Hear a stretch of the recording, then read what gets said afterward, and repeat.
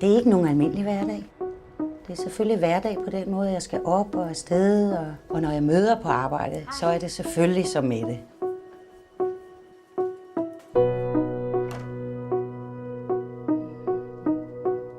Men når jeg tager næsen på, så er jeg Ludo.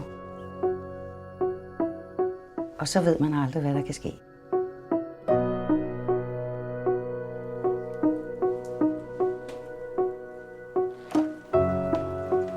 Det at være hospitalsklovn er meget livgivende arbejde, meget privilegeret arbejde.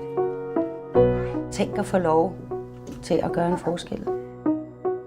Måske bare et øjeblik og kunne lette en situation, som er svær for et barn.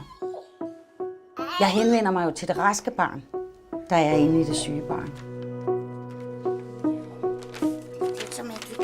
Jeg er barnets ven. Alle bestemmer jo over barnet, men barnet kan få lov at bestemme over klovnen. Klovnen kan give barnet magten tilbage, så det bedre selv kan klare det, der nødvendigvis skal ske. Ludo er en stor hjælp her i børneafdelingen. Hun kommer og hjælper børnene i de situationer, hvor de er utrygge. Måske ved nogle af de ting, vi skal gøre, som måske ikke er så behagelige. Ludo er her en gang om ugen, og jeg vil ønske, at de var her dagligt.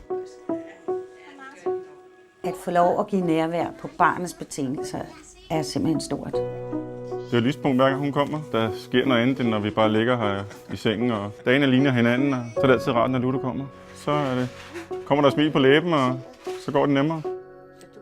Hver gang man får et smil, så er det jo det hele værd. Men det at være hospitalsklovn, det kræver altså en ordentlig uddannelse. Det er jo ikke lige meget, hvem man lukker ind til syge børn og kriseramte familier. Derfor er det så skønt, at vi har fået den her pris og 125.000 kroner. Det giver os hjælp til at uddanne endnu flere klovne. For vi er jo slet ikke nok.